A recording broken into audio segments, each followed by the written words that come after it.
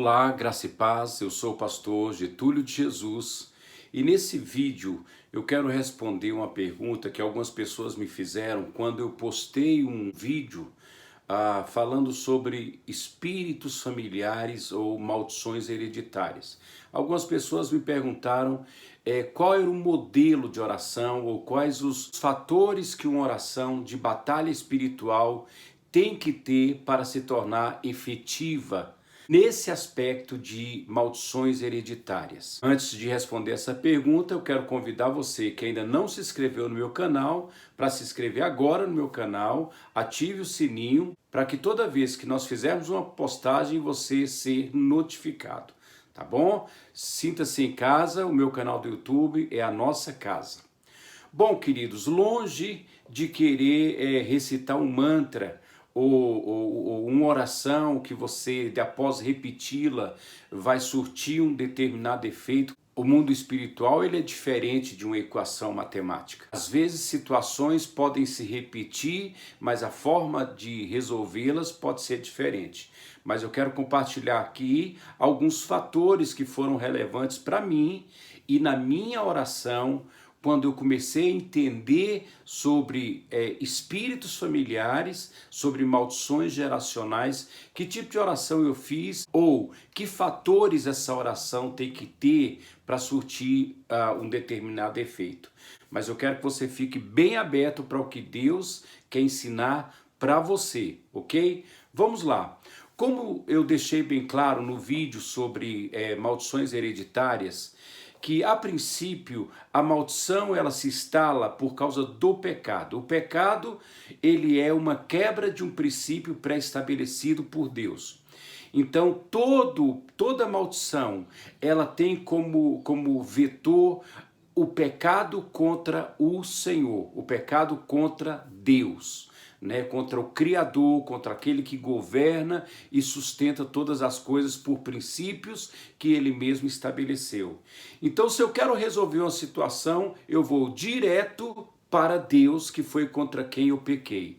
Então, a minha oração se torna uma oração de arrependimento. Ok? Esse é o primeiro fator. Quando eu falo sobre oração de arrependimento, eu tomo aí homens como Neemias, homens como Daniel, homens como Davi, que ao orarem ao Senhor, eles fizeram confissão pelo que nós chamamos de pecado coletivo. Você vai ver Neemias orando e ele diz, nós pecamos. Ele não diz, meus pais pecaram, ele diz, nós pecamos. Daniel também repete essa mesma oração quando ele diz, nós pecamos. Então, quando eu oro ao Senhor para resolver uma situação familiar, eu não digo, meus pais pecaram, eu digo, nós pecamos. Nós fomos infiéis ao Senhor, eu digo, olha Senhor, nós procuramos a idolatria, nós procuramos o adultério, nós procuramos a mentira, a minha família pecou contra o Senhor, a minha casa pecou contra o Senhor, meus antepassados pecaram, nós pecamos, né? Então eu procuro o Senhor para confessar o pecado da minha família. Entenda bem, eu estou querendo resolver um problema geracional, um pecado que foi cometido diretamente contra Deus. O filho pródigo, quando ele volta para o pai, ele diz, pequei contra o céu e contra o Senhor. Então nós estamos resolvendo aqui um problema contra Deus. Eu pequei contra o Senhor, contra os princípios do Senhor, ok? Então, una-se aos seus parentes nesse momento, una-se aos seus antepassados nesse momento e confesse o pecado como se fosse o seu pecado, tá bom? Segundo fator interessante na oração de quebra de maldição ou de renúncia de pecados geracionais.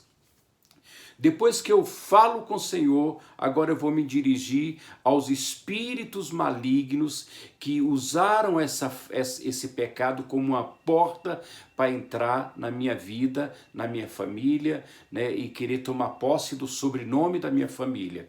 Eu me dirijo para eles, aí sim nós vamos precisar de algo bem específico.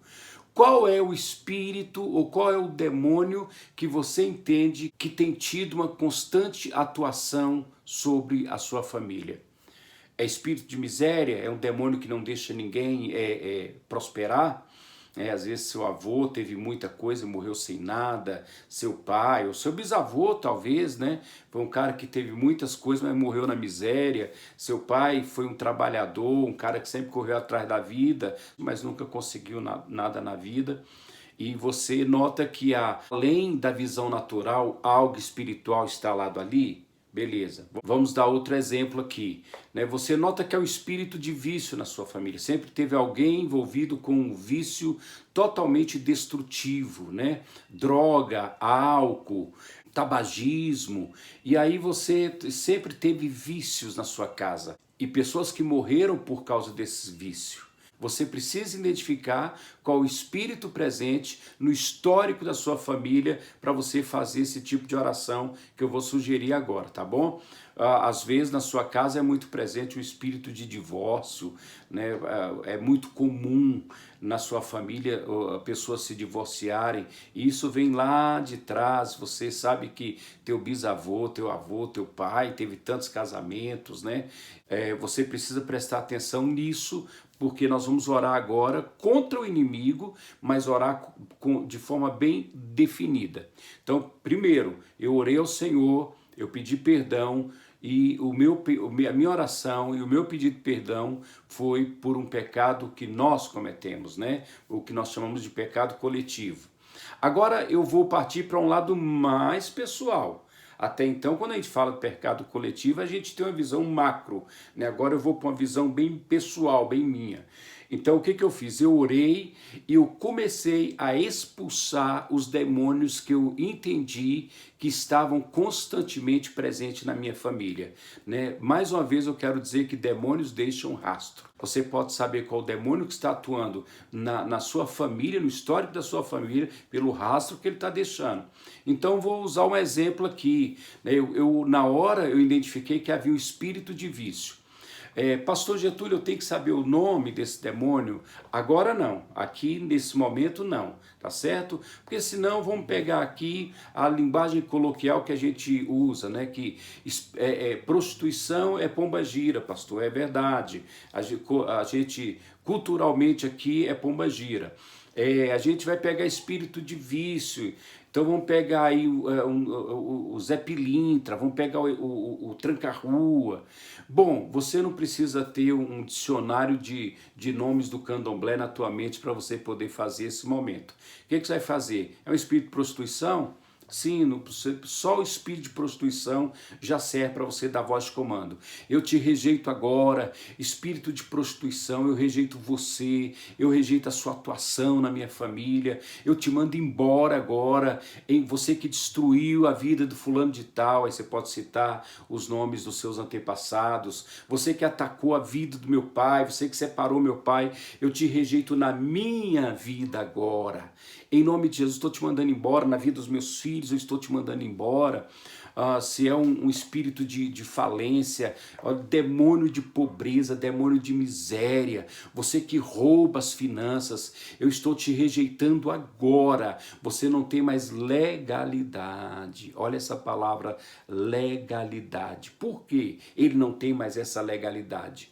Porque você já resolveu na oração anterior, falando com Deus, a origem para quem você devia, você já não deve mais. Você está entendendo? Se a legalidade era a dívida agora foi paga, você pode mandar esse perturbador, você pode mandar esse ladrão embora da sua família, ok? Vai pegando esses feedback aí que vai ser muito útil para você. Então você pode direcionar a sua oração agora de forma bem específica para expulsar um demônio específico. É o que você vai fazer agora. É depressão? Faz parte do histórico de sua família? Espírito de depressão, eu te mando embora agora, você não tem mais legalidade para atuar na minha família, na minha casa, na minha vida.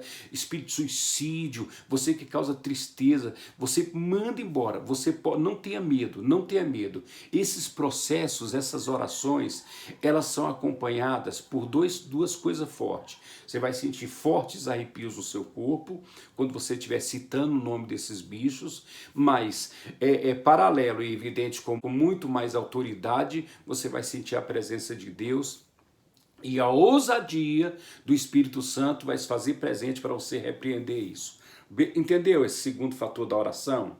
O terceiro fator, agora, continua, nós saímos do macro no início, né, que eu falei a confissão do pecado coletivo, né, para o individual, eu repreender demônios específicos. Agora, nessa terceira parte, eu vou para falar com o Espírito Santo. O que eu vou fazer? Eu já terminei de repreender, agora eu vou chamar o Espírito Santo. Como que eu vou chamar o Espírito Santo agora sobre a minha vida, nesse momento de quebra de maldição? Por exemplo, se havia um demônio que causava o divórcio, eu vou chamar a presença do Espírito Santo. O Senhor é o Deus da família, o Senhor é o Deus do casamento, o Senhor não criou o casamento para que ele se desfizesse. Então o Espírito Santo vem, enche minha vida de amor pela minha casa, ocupa todo o meu ser. Vocês estão entendendo? Eu expulsei demônio, agora eu estou enchendo a casa. Eu pus o bicho para fora da casa e agora eu estou convidando o Espírito Santo e eu estou dando aqui características que eu quero do Espírito Santo na minha vida. Entenda bem, eu não estou dizendo que a gente vai ficar o Espírito Santo e se eu quero e se eu não quero. Não, eu estou falando de uma oração específica, ok? Bom, o que reinava na minha família era o histórico de falência, né, de miséria, de pobreza. Já mandei o bicho embora. Agora eu vou orar, eu estou orando e eu vou dizer: Espírito Santo, vem com a tua bênção sobre a minha vida financeira. A tua palavra diz que o Senhor é um Deus que tem todas as riquezas em Cristo estão em ti para a minha vida. Então me faz prosperar, multiplica meu dinheiro, multiplica, me honra como o Senhor honrou Davi, me honra como o Senhor honrou Salomão, assim como o Senhor fez próspero Abraão, né? Faz a minha vida próspera, me ensina a administrar a minha vida. Eu desocupei a casa com a oração de libertação, agora eu estou chamando o Espírito Santo naquela particularidade que eu entendo que ele precisa vir e encher minha vida. Esses três fatores, eles têm que estar presentes numa oração de quebra de maldição. Tá certo? Entendeu direitinho? Eu preciso que você guarde isso e não fique recitando um mantra. Eu preciso que você leve esses três elementos para o bolo que você está fazendo, para os ingredientes seus, pessoais. Tá certo? Por que eu estou pedindo para você fazer isso? Porque, queridos, eu já compartilhei isso com muitas pessoas que me fazem perguntas simples como essa e eu compartilho a minha experiência. Não é um mantra, não é um dogma, né, uma verdade absoluta, não. Isso foi algo que foi bom para mim e foi bom para inúmeras pessoas. Por isso eu estou compartilhando com você, tá certo? Mas sobre todos esses três fatores que eu compartilhei, deixa o Espírito Santo trazer mais verdades para essa oração, deixa o Espírito Santo te ensinar sobre renúncia, sobre pecado coletivo, deixa o Espírito Santo te ensinar aquilo que eu não estou podendo passar aqui, não temos tempo, mas com certeza aquele que foi prometido, que seria o nosso professor, ele vai estar com você. Que Deus te abençoe e não deixe de se inscrever no nosso canal. Um abraço.